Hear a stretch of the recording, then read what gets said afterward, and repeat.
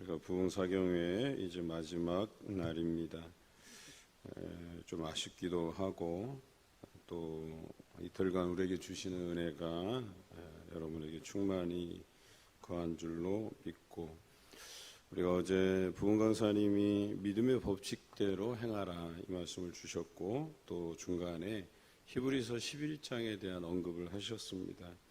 믿음의 법칙대로 살아가는 구약의 인물들을 언급한 히브리서 11장, 그리고 그들이 그 믿음을 이룬 것은 죽음으로 그 믿음을 이루었다. 다시 말해서 becoming이라는 단어를 써서 우리의 믿음은 완성된 것으로 시작하는 것이 아니라 예수 그리스도를 믿고 시인함으로 인해서 믿음이 시작되는 거라고 말씀드렸죠. 목사도 장로도 또 평신도도 마찬가지로 우리가 임직받고 또는 목사 안수를 받고 그때부터 목사가 되어져 가고 또 장로가 되어져 가고 권사가 되어져 가고 또 성도로서 지음을 받고 지어져 가는 존재로 말씀하셨죠. 그리고 그 믿음이 완성되는 때가 우리가 하나님이 부르심을 받을 때, 그래서 죽어서 그 믿음을 이룬 사람들에 대한 언급이 있었다 말씀하셨죠.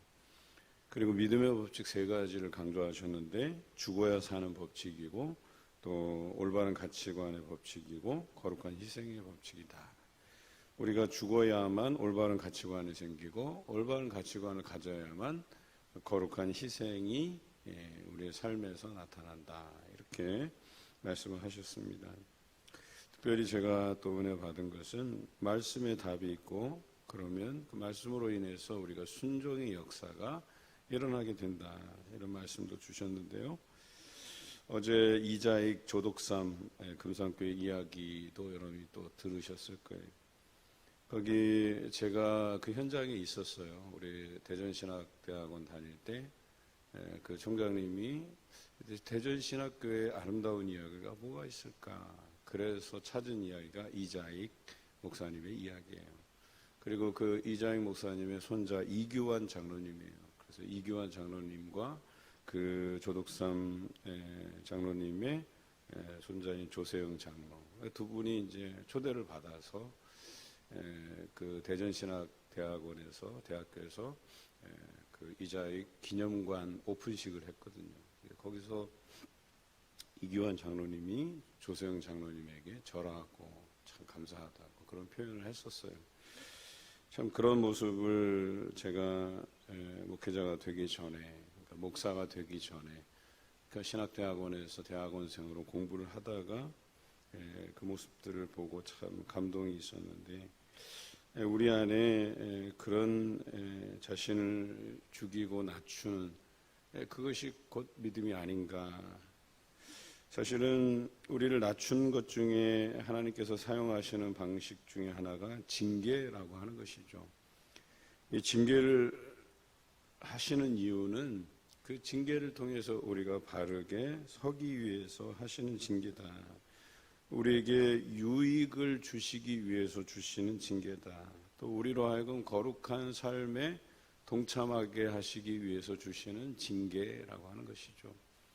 성경에는 두 가지가 나와요. 주께서 사랑하시는 자에게 잠을 주시기도 하고 주께서 사랑하시는 자에게 근실히 징계하시기도 한다, 이런 말씀이죠. 그러니까 사랑을 바탕으로 한 그 징계를 우리가 경히 여기지 말라 그랬어요. 많은 사람들이 당하는 고난에 대해서 이 징계에 대해서 빨리 벗어나고 싶은 마음이 있겠지만, 우리에게 주시는 징계와 고난은 하나님께서 우리의 믿음을 완성하시기 위해서 주시는 하나의 과정이고 단계예요. 그러다 보면 그 과정을 잘 밟을 필요가 있다는 거죠. 여러분, 이 훌륭한 칼을 만들어내는데 그 연단하는 과정이 있잖아요. 불에 넣고 망치로 두드리고 그런 과정을 해야만 이 철이 더 단단한 이제 칼이 되어져가는 과정이 있어요. 그 연단하는 과정은 굉장히 우리가 눈으로 봐도 야, 참 힘들구나, 고난이 있겠구나, 이런 생각을 들게 만들잖아요. 마찬가지로 우리도 믿음의 완성을 위해서 하나님께서 우리에게 근실히 징계하시고 고난도 주시고 또 때로는 시험도 하시고, 그런데 우리가 인내로서 이런 일들을 잘 감당하면 11절에 나오는 말씀처럼 그것이 당시에는 즐거워 보이지 않고 슬퍼 보이지만 그로 말미암아 연단 받은 자들은, 그러니까 이 믿음의 훈련들을 잘 받은 사람들은 의와 평강의 열매를 맺게 된다, 이렇게 말씀하고 있어요. 얼마나 감사한 일입니까? 여러분, 징계라고 하는 것은 그냥 그것으로 끝나는 게 아니죠. 징계는 그것을 통해서 믿음의 결과물이 생긴다는 거예요. 우리로 하여금 인내하는 믿음이 이렇게 발휘될 수 있도록 하는 과정이라고 하는 거예요. 그러나 이것을 받아들이지 못하고 또 제때에 받아들이지 못하면 오늘 뒷장에 14절에서 17절에 나오는 가인과 아벨의 이야기에서, 야곱과 에서의 이야기에서 나오는 것처럼 그 에서가 결과적으로 어때요? 하나님께서 주시는 그것을 은혜에 대해서 너무 간과하고 경히 여기다 보니까 그 회개할 기회를 놓쳐버리게 돼요. 야곱에게 다 축복을 했는데 나중에서야 후회하고 나도 좀 받을 장자의 명분으로서의 축복이 없느냐 했을 때 다 야곱에게 주었다는 거예요. 그러니까 돌이켜서 회개는 했는데 받을 게 없다고 이야기하고 있지 않습니까? 그래서 17절에 보면 회개할 기회를 얻지 못하였느니라. 회개하려고 작정했는데 회개할 기회가 그때는 주어지지 않는다는 거거든요. 여러분, 우리를 근실히 징계하고 우리의 마음을 돌이키고 또 하나님 앞에 연단할 기회를 주시는 것에 대해서 여러분 감사하셔야 돼요. 그것을 경히 여겨버리면, 즉 에서처럼 별거 아니겠지라고 생각하게 되면 여러분 나중에서야 은혜 받으려고 하고 나중에서야 내가 회개할 기회를 얻으려 하고 나중에서야 그 축복들을 내가 누리려 하잖아요. 기회가 주어지지 않는다, 그때는. 그래서 성경에서는 만날 만한 때, 구할 만한 때가 있다는 거예요. 그때 구하지 않으면 안 된다는 거예요. 저희가 부흥사경회와 수험생 자녀들을 위해서 특별 새벽 기도회를 시작할 때 여러분 기억나십니까? 제가 분명히 말씀드렸어요. 우리 하나님께서 우리 성도들에게, 저에게 부어주실 은혜가 분명히 있다고 말씀드렸어요. 그리고 그것은 제게 하나님께서 들려주신 확신이고 음성이었었어요. 그리고 우리는 그것을 일주일 동안, 아니 10일 동안이라고 해야 되겠죠. 공식적인 건 일주일 동안이었지만 다시 월, 화, 수, 또 오늘 목요일, 금요일에 이어서 계속 우리가 기도하면서 준비하잖아요. 기도하면서 우리에게 보여주실 그 은혜들을 사모하는 거죠. 이미 약속하신 것, 그것을 우리가 받으려고 하는 거죠. 어제 오병이의 말씀을 통해서 제가 또 받은 은혜가 있어요. 너희가 주라. 이미 예비된 것이다. 너희가 주라. 여러분, 이 간단한 원칙이긴 한데 이것을 가볍게 여기는 사람이 있고 이것을 믿음으로 받아들이는 사람이 있다는 거예요. 사경이라는 게 우리가 예전에 했던 다 그 사경이고 그것이 그거고, 또 우리 안에서 선입견들이 많이 있잖아요. 이 목사에 대해서, 저 목사에 대해서, 이 강사님에 대해서. 그것에 대한 선입견 때문에 우리가 받을 은혜가 주어졌음에도 불구하고 장소를 핑계대고 시간을 핑계대고 돈을 핑계대고 그러다가 은혜를 놓쳐버리고 나중에서야 내가 좀 받을 은혜는 없나, 기회가 다 없어져 버린 상황이죠. 여러분, 기회를 놓치지 마세요. 그런 와중에 장소 핑계대고 시간 핑계대고 돈 핑계되는 와중에서도 한 제자가 돌아다니면서 그 어린아이가 가져온 도시락 하나를 구한 것, 그것이 믿음이거든요. 그것으로 인해서 큰 은혜를 경험하고 큰 기적을 경험하고 5,000명이나 되는 사람이 먹는 그 유익이 일어나는 것 아니겠어요? 제가 그것을 다 듣고 있다가 은혜가 되는 게, 그렇다. 한 사람의 결단만이 있어도 되겠구나.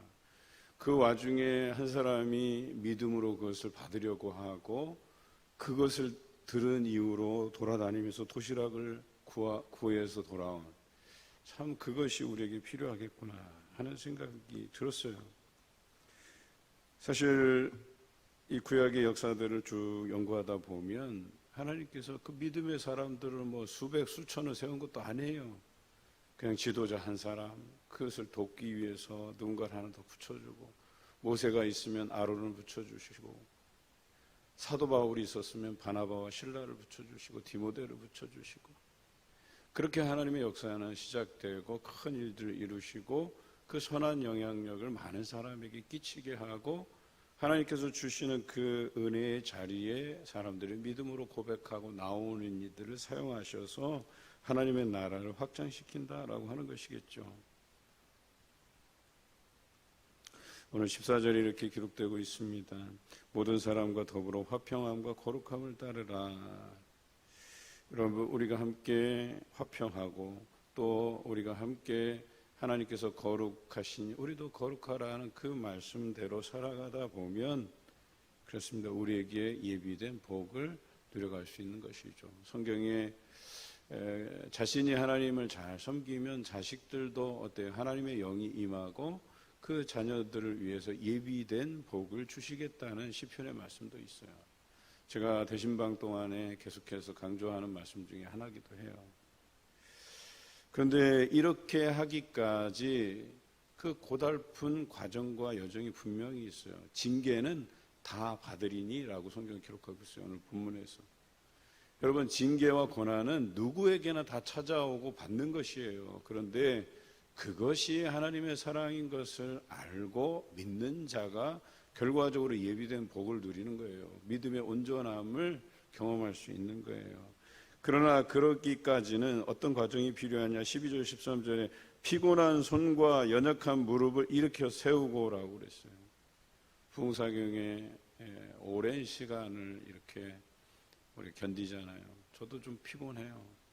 육신은 피곤해요. 그래도 내 영이 맑아지고 내 안에 어떤 영적인 도전들이 있기 때문에 그 시간들이 감사한 것 아니겠어요? 그런데 이 새벽을 깨우는 일도 뭐예요? 피곤한 손이 있지만, 연약한 무릎이 있지만 그것을 일으켜 세우는 작업이 우리에게 필요한 것이거든요. 또 너희 발을 위하여 곧은 길을 만들어 저는 다리로 하여금 어그러지지 않고 고침을 받게 하라. 저는 다리일 수도 있다는 거예요. 그럼에도 불구하고 여러분 어때요? 우리 어르신들 중에서는 허리가 아파서 1시간도 제대로 앉아있기 어려운 분들이 있거든요. 그럼에도 불구하고 부흥사경에 그 2시간 넘도록 거의 2시간 반 정도 우리가 소요가 되는 것 같아요. 지금 평균적으로. 그럼에도 불구하고 그 말씀에 우리가 빠져들고 하다 보면 아픈 것도 있고 시간 가는 것도 있고, 저야 아직 경험이 많이 부족하기 때문에 1시간 예배 드릴 때 설교 한 25분, 30분 해도 우리 성도들 몸이 막 이렇게 지끈지끈해요. 막 벌써 예배 시간도 1시간 딱 지나가다 보면 벌써 꿈틀꿈틀해요. 또 어떤 분을 견디다 못해갖고 그냥 아유 바빠서 가봐야 되겠다. 또 가시는 분들 더러 계시고. 그런데 하나님의 은혜가 임하면, 우리의 마음을 주장하면 그런 것이 사라지고 2시간 반 어때요? 어떤 분이 부흥사경이 끝나고 그래요. 밤새도록 그냥 저런 말씀 들어도 은혜가 되겠대요. 그냥 밤새도록 앉아서 들어도 피곤한 줄 모르고 시간 가는 줄 모르고 그러겠대요. 말씀이라는 게 그래요. 여러분, 우리가 피곤한 중에 있어요. 연약한 중에 있어요. 저는 다리로 나왔어요. 그렇지만 그 과정을 통해서 믿음의 온전하신 예수를 바라본다면, 오늘 여기 나와 있지만 믿음의 주요 또 온전하신 이인 예수를 바라보자. 그는 그 앞에 있는 기쁨을 위하여 십자가를 참으사 부끄러움을 개의치 아니하시더니 하나님의 보좌 우편에 앉으셨다 그랬어요. 여러분, 예수 그리스도께서도 하나님을 바라보셨기 때문에 십자가의 그 고통, 그 죽으심을 참아내신 거거든요. 그 2시간, 2시간 반, 3시간 왜 못 참겠어요? 우리가 예수 그리스도를 바라보는데, 여러분 우리가 당하는 고난, 여러분 그거 왜 못 견디겠어요? 하나님께서 주시는 근실이 주시는 징계 왜 감당 못 하겠어요?